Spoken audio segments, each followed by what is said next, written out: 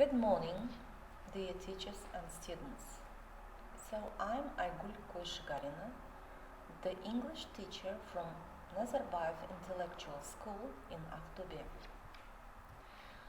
The topic of today's lesson is Persuasion and Lies.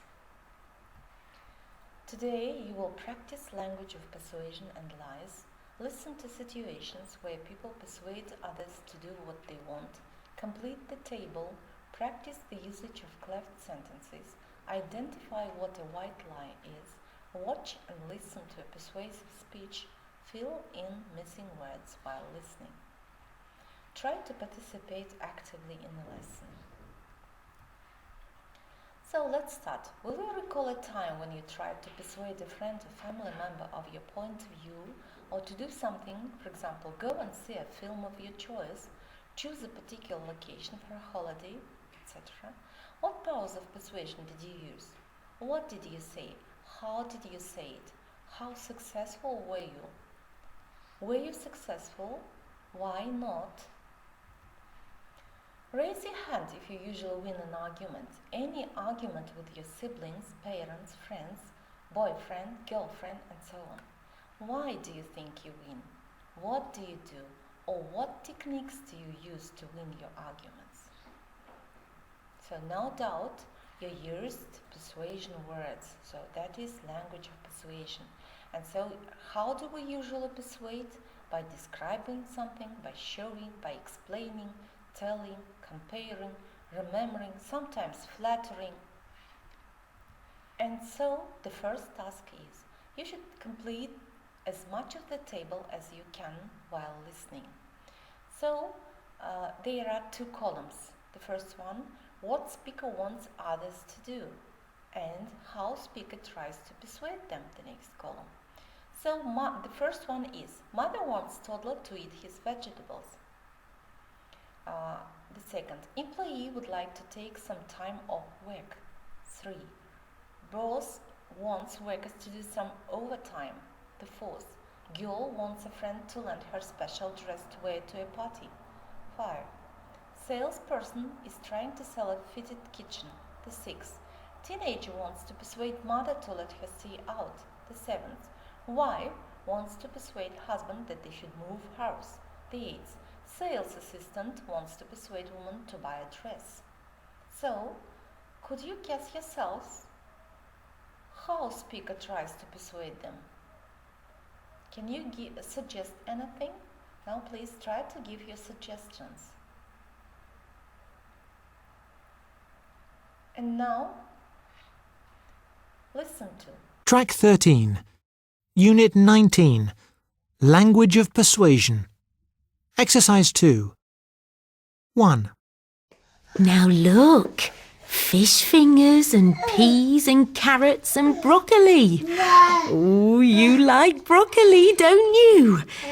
Let me just put that on the fork. There, you have that. Go on, open your mouth. That's a good boy. You chew. That's it. And now, a carrot. There you go. In it goes. You take that carrot. That's a good boy. Can I have some? Can Mummy have some? Oh, that's lovely. Thank you. Now you have some. Go on. You have that spoon. One for you, one for me. Good boy. 2. Excuse me, have you got a moment? I wanted to ask you something, if I'm not disturbing you.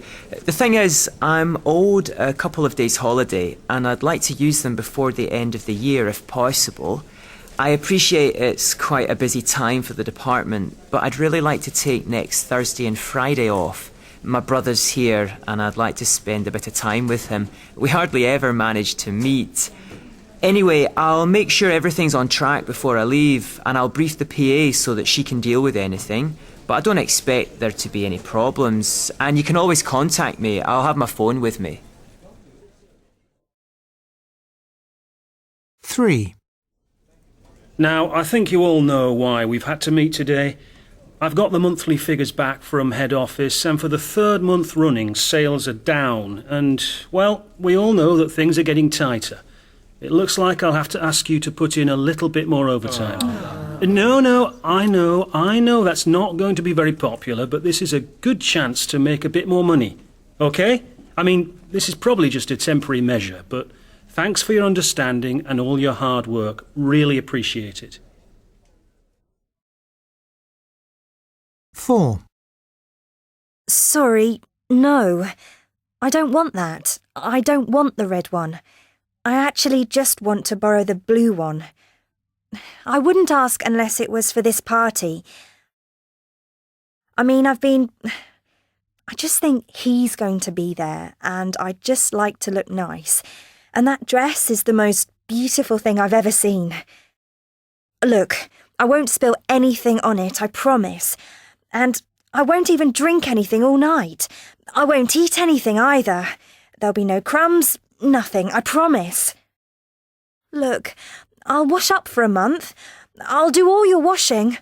Oh, please let me. 5. Good morning. I wonder if I could just take a few seconds of your time just to tell you about a special offer we're doing at the moment. We're in your area and we're doing free quotations on brand new kitchen units. Now, these units are made to measure. They're marvellous. They're handmade by our craftsmen. Therefore, it's very much cheaper getting them directly from our workshop than going to the shops. And also, you don't have to pay at all for anything this year. So basically, we'll install the kitchen for you and you don't have to pay anything till next year. Now that's a fantastic offer. I'm sure you'll agree. 6. All the others are going to be there and there's no school the next day. Do you remember you said that if I started doing better in maths, you'd let me stay out? Well, I got good marks, didn't I? And I'll get a taxi home and I'll pay for it. So I'm not asking you to pick me up. Just this time, it's important. Everyone is going to be there. 7. The thing is, I know it would be a bit more expensive to live there, and it's further away from work, but there are so many good sides to it. We'd be closer to my mother, so she could help more looking after the kids. It's greener, everything's less stressful. You could go into work by train. You could work on the train. That'd be okay, wouldn't it? You like trains. That'd mean you could spend more time with the kids in the evening. What do you think? 8. Yeah, the mirror's right over here, yeah. Oh, it really looks lovely, yeah. Oh, it's gorgeous on you, though. You've got such a lovely figure. What size is that one? Oh, it's a size 10. Yeah, well, there you are, you see. I can only get into size 12. You are lucky. Well, I'll tell you what, though. That dress really looks nice because the way it's cut over your hips, you see, if you just turn round there... Oh, look in the mirror. It's ever so nice. And the colour's good on you as well because, green. Green really goes with red hair. Yeah. Oh, I think it's really nice. It's quite good because you can use that dress for all sorts of things, couldn't you? You could go to parties in it and wear it out anywhere, really. So here are the correct answers. So were you correct while answering? So mother wants Total to eat his vegetables. Encourages, plays games, eats some more, praises. So in this way, she tries to persuade her toddler. Employee would like to take some time off work. In what way? Reassures the employee that everything will be on track before leaving and that they will always be contactable, that is, in contact. Boss wants workers to do some overtime. Explains why it is necessary, shows sympathy with how workers must be feeling. The fourth, girl wants a friend to lend her special dress to wear to a party. Explains why she wants it so much, praises the dress, promises to do various favors in return, promises to be careful. You do the same, I'm absolutely sure. Salesperson is trying to sell a fitted kitchen. Uses very positive language about the offer, emphasizes what bargain it is, says it will be very easy.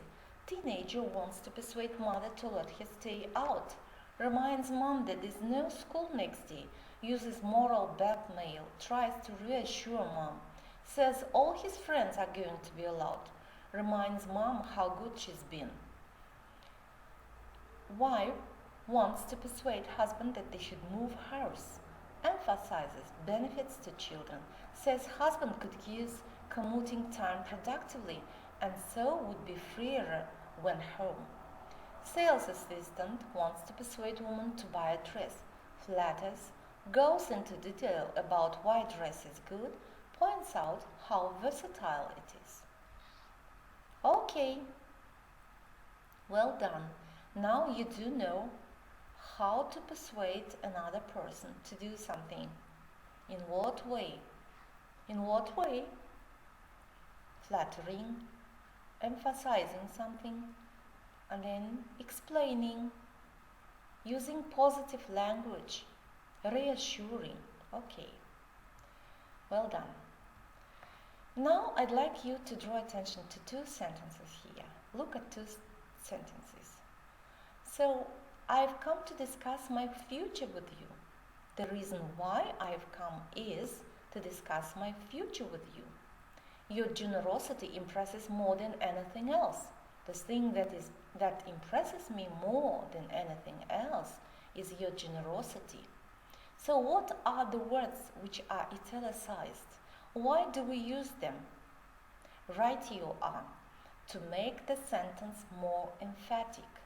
So the words the reason why, the thing that, and auxiliary verb is. So here is the rule. Cleft structures include the reason why, the thing that, the person who, the people who, the place where, the day when, and what clauses which are usually linked to the clause that we want to focus on with is or was. Cleft structures with what clauses are often used with verbs expressing an emotive response to something like adore, dislike, enjoy, hate, like, loathe, love, need, prefer, want, etc. And now let's practice. Here are some sentences. The beginning is given. You are to make them cleft sentences. So the sentences are: I really want to visit the National Gallery this weekend. What I really want to do is...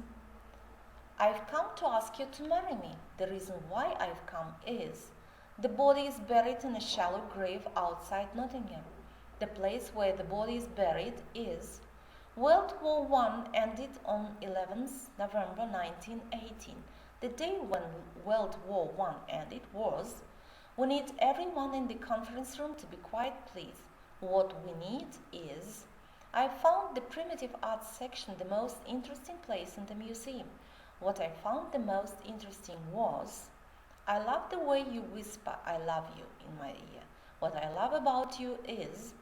The accounting department is the one seemingly destined for closure. It is the accounting department... The tenses are often thought of as the most difficult aspect of English. What is thought of as the most difficult?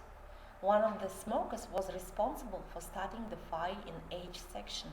It was one of the smokers who was... The government requires a cabinet reshuffle. What is required is a government. I hate it when you sing loudly in the shower. What I hate is when you... I'm studying English for my job in the hotel sector. The reason why I'm studying English is... Maria's beauty and charm impress her wedding guests. The thing that impressed Maria's guests... I adore the guitar riffs in their early recordings. What I adore is... Lenny celebrates his birthday on the 18th. The day when Lenny celebrates his... Try to work in pairs and work at the exercises. So please, do the exercise and compare your answers, check each other, and now let's check together. The first sentence. I really want to visit the National Gallery this weekend. What I really want to do is to visit the National Gallery this weekend. The tenses are often thought of as the most difficult aspect of English. What is thought of as the most difficult aspect of English are the tenses. I've come to ask you to marry me. The reason why I've come is to ask you to marry. One of the smokers was responsible for starting the fire in the H section. It was one of the smokers who was responsible for starting the fire in H section. The body is buried in a shallow grave outside Nottingham. The place where the body is buried is in a shallow grave outside Nottingham. The government requires a cabinet reshuffle. What is required is a government cabinet reshuffle. World War I ended on the 11th November 1918. The day when World War I ended was on the 11th of November 1918. I hate it when you sing loudly in the shower. What I hate is when you sing loudly in the shower. I hope that you have the same answers. Thank you. We need everyone in the conference room to be quiet, please. What we need is everyone in the conference room to be quiet. I'm studying English for my job in the hotel sector. The reason why I'm studying English is for my job in the hotel sector. I found the primitive arts section the most interesting place in the museum. What I found the most interesting was the primitive arts section in the museum. Maria's beauty and charm impressed her wedding guests. The thing that impressed Maria's guests were Maria's beauty and charm. I love the way you whisper, I love you, in my ear. What I love about you is the way you whisper, I love you. I adore the guitar riffs in their early recordings. What I adore is the guitar riffs in their early recordings.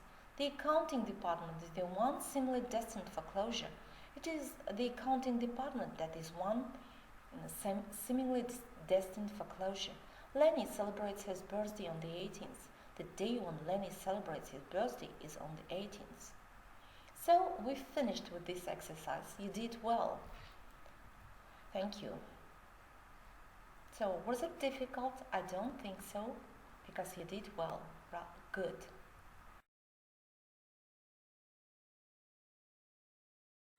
Henry V, Act 3, Scene 1, by William Shakespeare. Once more unto the breach, dear friends, once more. Or close the wall up with our English dead. In peace there's nothing so becomes a man as modest stillness and humility. But when the blast of war blows in our ears, then imitate the action of the tiger. Stiffen the sinews, summon up the blood, disguise fair nature with hard-favoured rage. Then lend the eye a terrible aspect. Let pry through the portage of the head like the brass cannon. Let the brow overwhelm it as fearfully as doth the galled rock, or hang and jutty his confounded base, swilled with the wild and wasteful ocean. Now set the teeth and stretch the nostril wide, hold hard the breath, and bend up every spirit to his full height. On, you noblest English, whose blood is fed from fathers of war-proof, fathers that, like so many Alexanders, have in these parts from morn till even fought, and sheathed their swords for lack of argument. Dishonour not your mothers. Now attest that those whom you called fathers did beget you. Be copy now to men of grosser blood, and teach them how to war. And you, good yeomen, whose limbs were made in England, show us here the mettle of your pasture. Let us swear that you are worth your breeding, which I doubt not. For there is none of you so mean and base that hath not noble lustre in your eyes. I see you stand like greyhounds in the slips, straining upon the start. The game's afoot. Follow your spirit, and upon this charge, cry God for Harry, England and St. George.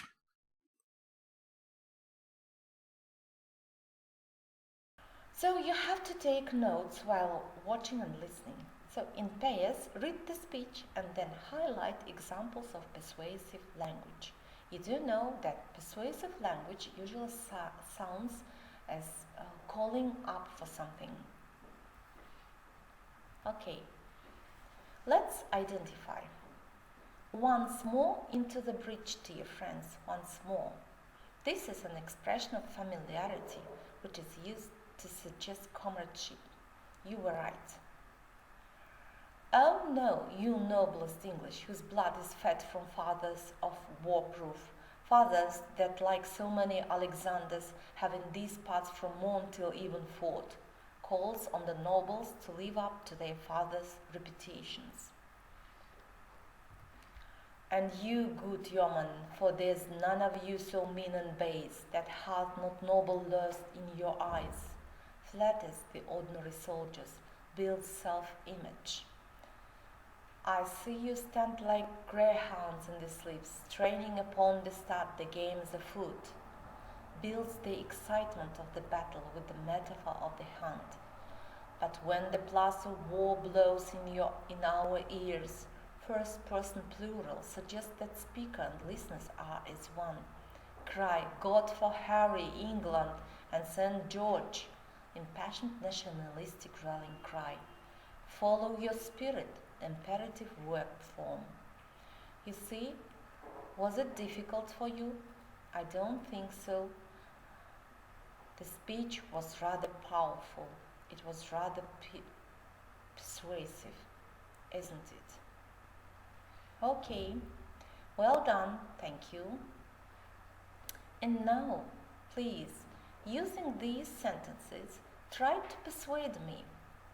Now here are the sentences. I'm speaking to you today because I've heard a rumor that this needs to be dealt with. We can do without this. It will ruin our quality of life. How unfair! No one but a complete idiot will believe that. Now, surely, obviously, of course, we can solve this by local people feel that, I believe that, this will mean that, this will cause another thing. A friend of mine says, just think about, if these plans go ahead, how could we possibly? Do you really think? What would happen if? Is it really worse? Do you want to be part of? So try to use them while doing the next task. Now here are the situations. So the first one is, compose a logical argument convincing Dora to stay in school with reasons why it is to her benefit. Don't forget to use those phrases mentioned before. So the situation is, drop out Dora. Your friend Dora has lost interest in school and her grades are suffering. As a result, she'll be repeating 11th grade. Dora has decided to quit and work more hours as a waitress to support herself. She says she'll eventually get her diploma on her own. This is the first situation. Now the second one. Compose a logical argument to either support moving or support staying where you are. Your parent is considering a job in Seattle or Washington. If your parent takes the job, it would mean that your family would relocate during Thanksgiving break. For you, this would mean adapting to a new town, a new school, and new friends. Your parent has asked for your help in making this decision. The next situation. Either persuade the school board to eliminate study hall or keep it on the schedule. The situation is, Century High School is considering eliminating study hall from the school schedule. While this would force you to take another class and earn additional credits, it would eliminate time to study. The next situation. Compose an argument to either support raising the grade requirement or to keep it at the current.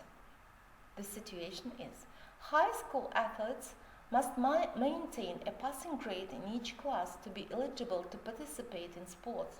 Some teachers and coaches believe that requiring a minimum 60% grade in each class isn't a high enough standard. Therefore, it's been suggested that athletes should have a minimum of 70% in each class at the end of each week to be eligible to play. And the next situation. Compose an argument either in support of the year-round school calendar or in support of continuing the traditional school calendar. Many schools in California have changed their school calendar so that they are now year-round schools. They still have time off in the summer, but they don't have the traditional 3 months break. Some Illinois schools are considering following in California's footsteps. So, you have to work in groups and try using those given above sentences to answer the situations. Rather, persuade the person. Thank you. Well done. And now, the question is to recognize the character. Of course, you do know him quite well. This is Pinocchio. By the way, where is he from? Correct. So, this is the work of a well-known Italian author and journalist, Carlo Collodi, the wooden boy puppet. His nose grew larger when he told a lie and returned to normal size when he told the truth. And these are the words taken from Adventures of Pinocchio. Lies, my boy, are known in a moment. There are two kinds of lies. Lies with short legs and lies with long noses. You do know that sometimes people lie, but sometimes they have to lie.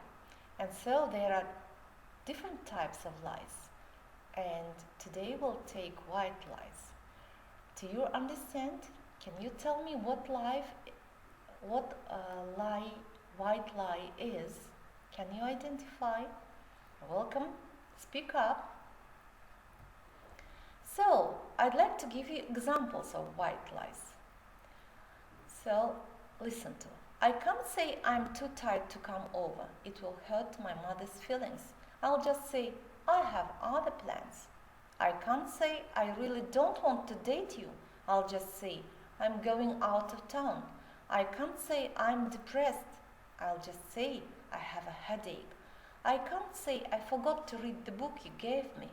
She will think I don't appreciate her gift. I'll just say I haven't finished reading it. Will you tell the same? And now I'd like you to work on these sentences. So, you're welcome. Speak up. So, answer this. What would you say to your friend if she wants to know how she looks in her dress? What would you say to your friend if you hate his haircut? What would you say to your friend if you don't like your new house? What would you say to your boss if you are not happy to work over the weekend? I hope you're not going to hurt someone's feelings. And so try to avoid this by using white lies. And now let's see the answers. Have you got the same answers? So the first question, what would you say to your friend if she wants to know how she looks in her dress? You look good, as you don't want to tell her that she has gained weight and looks heavy. The next question, what would you say to your friend if you hate his haircut? You look really good, as you don't want to hurt his feelings. The next question, what would you say to your friend if you don't like your new house? I like your house. You actually think it is very small. What would you say to your boss if you are not happy to work over the weekend? That's okay, as you don't want to upset your boss. Now, I hope you have understood what white lie is. Listenaminute.com. Lies. I wonder if there is anyone in the world who never lies. Not even a small white lie. It seems everyone lies at some point in their life or their day. Some people are better liars than others. In fact, I often read lying is an art. Children are pretty good at lying. Or perhaps they're pretty bad because it's easy to tell when a child is lying. I read that the more lies children tell, the more intelligent they are. You need to be creative and imaginative to lie. There comes a stage in our lives when most of us stop lying. We are all told that it's always better to tell the truth. Not all of us do this, though. There are many very intelligent people who lie. We even trust them to run our country. I've lost count of the number of politicians who have been caught lying. So you have to listen and fill in missing words. Please listen to carefully. Don't forget to make your notes to be able to insert the words, the missing words I mean. Okay, after some time we'll check.